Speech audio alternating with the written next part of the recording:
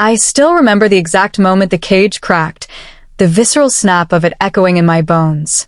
It wasn't some poetic revelation under a velvet night sky, no. It was the raw, ear-splitting shatter of a heavy tumbler glass slamming into the drywall mere inches from my ear, the acrid sting of spilled whiskey burning my nostrils, mingling with the metallic tang of fear on my tongue. Tiny shards rained down like jagged diamonds, catching the harsh kitchen light, embedding themselves in the faded linoleum floor that stuck slightly to my boots. In that frozen heartbeat, I saw it all clearly. I'd constructed my own prison, brick by invisible brick, with endless bank transfers, sleepless nights hunched over glowing screens approving payments, and the soul-crushing delusion that blood ties demanded I bleed myself empty. But as those fragments glittered mockingly at my feet, something primal stirred deep in my gut. Not just fear, but a scorching rage, a wild hunger for freedom that clawed its way to the surface. I was done. Utterly, irrevocably done being the eternal offering on the altar of family dysfunction. My name is Lila, 32 years old, single, navigating the cutthroat world of marketing in a sprawling city that pulses with ambition and anonymity. From the outside, I project polish. Crisp blazers hugging my frame, heels clicking confidently down corporate hallways, a disarming smile that lands clients and closes deals. But strip away the facade, and you'll uncover the hidden wounds, deep financial gashes that throb with every ATM withdrawal. For 5 grueling years, I've been the unseen scaffold propping up my father's teetering tower of self-destruction, a ghost haunting his bank accounts, invisibly threading my life savings into the fraying fabric of his existence. It all spirals back to Mom, doesn't it? She was the quiet architect of our world, her warm laugh filling the rooms, her hands always busy, kneading dough in the kitchen or pruning roses in the garden until petals scattered like confetti. Breast cancer ambushed her, ruthless and swift. 6 agonizing months from that first ominous doctor's visit to the sterile hospital room where machines beeped their relentless dirge, and her frail hand slipped from mine, cold as winter marble. I was 27, adrift in grief's undertow, barely keeping my head above water. Dad, Ronan, shattered like fragile porcelain. His eyes, once twinkling with mischief, dulled to flat gray, his broad shoulders slumped under an invisible load. He drowned his sorrow in bottles that clinked emptily on the counter, and within months, he stumbled into those dimly lit grief support groups where he met Carla. She arrived like a soft breeze, offering sympathetic nods, homemade casseroles steaming with cheese and comfort, but soon she enveloped our lives like thick fog, blurring edges until she was inseparable. They eloped a year later in a rushed courthouse ceremony, and I forced a smile, whispering to myself that it was healing for him. Stability.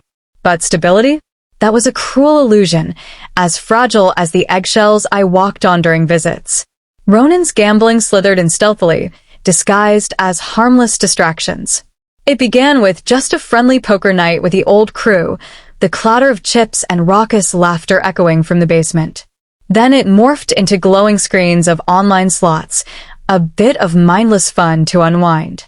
Before long, the midnight calls pierced my sleep, his voice thick and gravelly, laced with desperation and the faint slur of liquor. Lila, sweetheart, spot me a grand till payday? This rough patch is almost over, I promise. Payday was a myth, a mirage that receded with every plea. Bills avalanche, utilities flickering off mid-shower, collection notices crinkling in the mailbox like accusatory whispers. The family house, the one with creaky oak stairs that groaned like old bones, Mom's rose garden now tangled with thorns and neglect, teetered on foreclosure. Edge. I refinanced it under my name, a desperate lifeline, and shouldered every monthly payment for 4 unrelenting years. My hard-earned promotions? Swallowed whole. Savings account? A barren wasteland. Aspirations of wandering cobblestone streets in Paris or launching my own boutique agency. Buried under stacks of statements. I rationalized it as virtue, family above all, the dutiful daughter honoring her roots. But virtue curdled into bitterness, sharp as vinegar, when I scraped by on instant noodles while they binge-watched premium channels on my tab. The house itself had devolved into a haunted shell, faded azure siding flaking like sunburned skin, the porch swing creaking ominously in the wind, weeds strangling the flower beds where Mom's vibrant blooms once danced in the breeze. It reeked of damp carpets soaked in spilled drinks, charred toast from forgotten breakfasts, and the underlying must of unaddressed decay. Ronan sprawled in his threadbare recliner, callous fingers gripping the remote like a lifeline, a sweating beer bottle perpetually at his elbow. Carla hovered, her floral perfumes clashing with the staleness, enabling him with weary sighs and platitudes. That's just Ronan, always chasing the thrill. I drop by Sundays, arms laden with grocery bags rustling with essentials, or slide checks across the scarred dining table, swallowing retorts as he chuckled about his imminent lucky streak. But the debt snowballed, shadowy bookies leaving voicemails that hissed like threats, envelopes stamped in angry red ink piling like autumn leaves. That pivotal night, the atmosphere crackled with foreboding, heavy as storm clouds pressing down. We clashed in the kitchen, sticky linoleum gripping my soles, the fluorescent bulb overhead humming like an angry bee, casting jaundiced shadows. He'd cornered me after dinner, eyes glassy and insistent, demanding 10,000. To square up a minor debt. Nothing you can't handle, kiddo.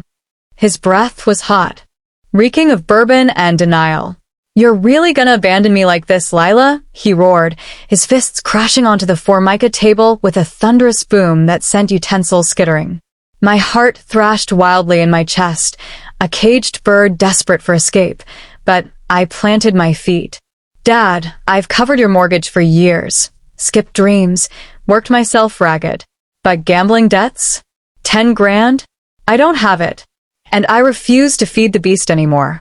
His features twisted into a grotesque mask, veins throbbing like rivers on a map. You ungrateful little shit. The glass hurtled through the air, water spraying in a glittering arc, before detonating against the wall. Shards erupted, one slicing a shallow gash on my forearm, warm blood trickling down like a tear. The room tilted, senses overwhelmed. The sharp crack reverberating, the whiskey's bite assaulting my throat, the cool sting of the cut grounding me in fury. Carla materialized in the doorway, her rumpled blouse hanging askew, face etched with feigned concern. Lila, darling, why escalate this? He's your blood, help him out. Blood. The word coiled in my stomach like barbed wire, twisting tighter. I rose deliberately, boots grinding glass into powder. I'm finished, I declared, my voice a steady blade despite the tremor in my core. No more propping up your chaos. Ronan barked a laugh, jagged and hollow. Just like your mother, too damn superior for the likes of us. Mom's invocation was a sledgehammer to the chest, conjuring her soft hazel eyes, her fingers weaving through my hair in soothing rhythms. But I didn't shatter. I pivoted, snatched my coat from the hook, its wool scratching my skin, and strode into the enveloping night. The chill wind whipped my cheeks, street lamps blurring through a veil of hot tears, car exhaust mingling with the distant hum of traffic. I drove erratically at first, headlights slicing through the darkness like accusations, rain beginning to patter against the windshield in rhythmic sympathy. Wound up pounding on Mara's door, my steadfast friend from college dorm days, now my anchor in storms. She flung it open, pajamas askew, and read the wreckage on my face instantly. No interrogation, just a fierce embrace scented with lavender lotion and fresh linens, guiding me to the guest room where crisp sheets whispered promises of respite. Dawn's golden fingers pierced the blinds the next morning, striping the polished hardwood floors. We huddled at her weathered oak table, mugs of steaming coffee warming our palms, the rich aroma chasing away the night's shadows. Unload it all, Mara urged, her keen brown eyes locking onto mine like lifelines. I poured out the torrent, the hurled glass, the outrageous demand, the cumulative theft of my autonomy over years of quiet capitulation. You're serving eviction papers, she stated flatly, slathering toast with jam and aggressive strokes, crumbs scattering like confetti. The phrase landed heavy as lead, but its truth resonated.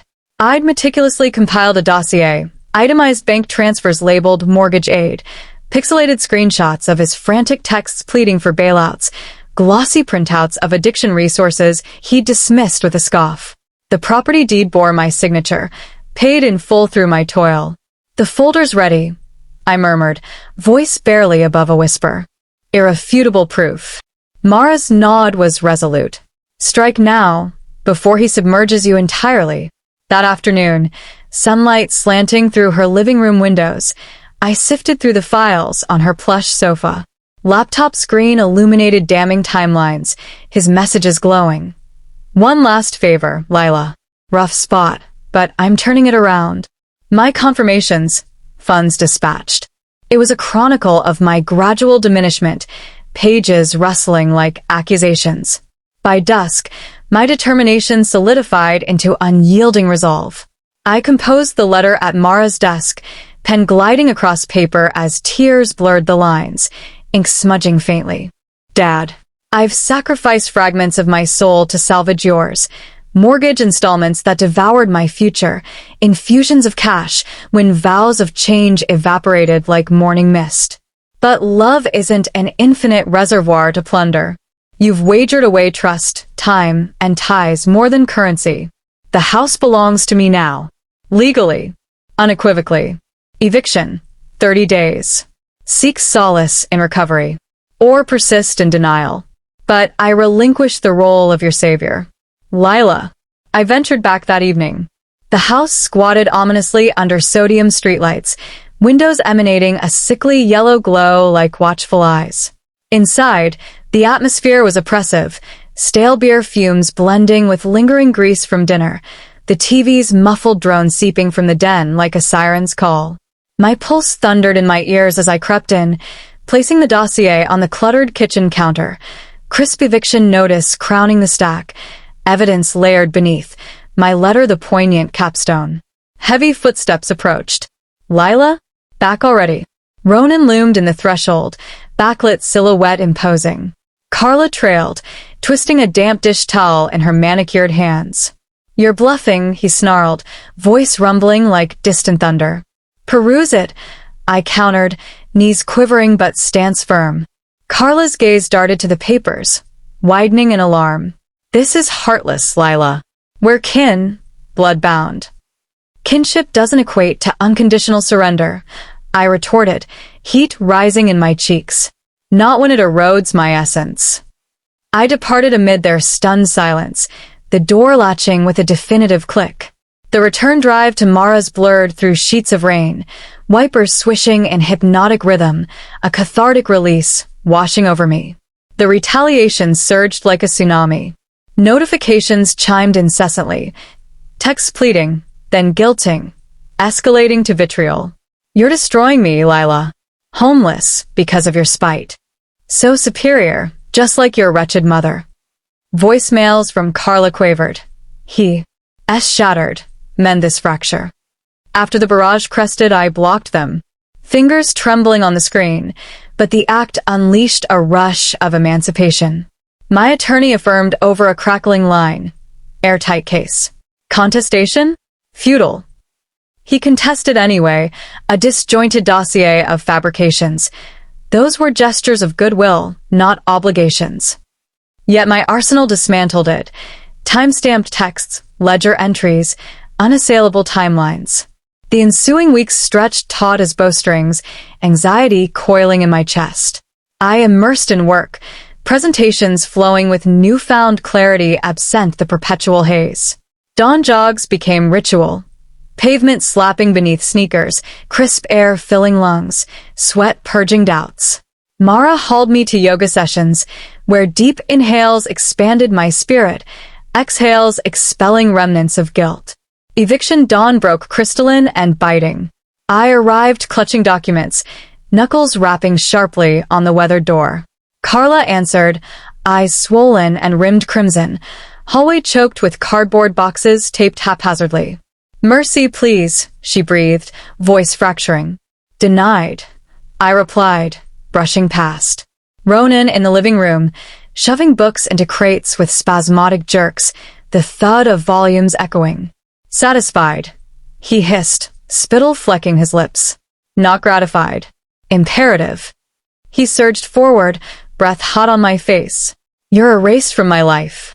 The declaration pierced, but I held his stormy gaze. Then why the agony in your eyes? I exited as movers rumbled up, their truck belching diesel fumes. The house lingered vacant a week, echoes of past lives whispering through empty rooms. I summoned cleaners, scents of lemon polish banishing grime. Walls reborn in pristine white like a fresh manuscript. Leased to a vibrant family, children's giggles filling the air, parents nurturing mom's garden until roses unfurled in riotous color, petals velvet soft under fingertips. Evenings find me on my apartment balcony, urban symphony humming. Below, honks, distant sirens, laughter drifting from sidewalks. Mom's necklace dangles cool against my collarbone, a talisman of resilience. Photography consumes me now, lens capturing ephemera, swirling coffee steam in porcelain mugs, rain-glazed cobblestones reflecting neon, transient smiles on subway strangers. It's balm for the spirit, framing beauty amid turmoil. Guilt shadows still, a persistent specter. Was my strike too severe? Mara counters. Opportunities squandered. Theirs, not yours. Ronan's hush is telling. No remorse, no metamorphosis. Carla's final missive pre-block. We yearn for you. Yearn for the crutch, undoubtedly. Liberty's flavor is complex, bittersweet as espresso after epochs of diluted existence. I'm venturing into romance, hesitant dates over candlelit tables, conversations sparking like kindling. Plotting that European odyssey, vineyards rolling under azure skies, ancient ruins whispering histories. Love transcends self-immolation. It thrives on borders, mutual esteem, mutual flourishing. I grasped that through trial by fire. Yet the unvarnished core, if your nurturer exacted your tomorrow as toll for their yesteryear blunders, would you fracture the confines? Or reconstruct the enclosure? Share your saga below. In vulnerability, we mend. Am I solitary in this emancipation?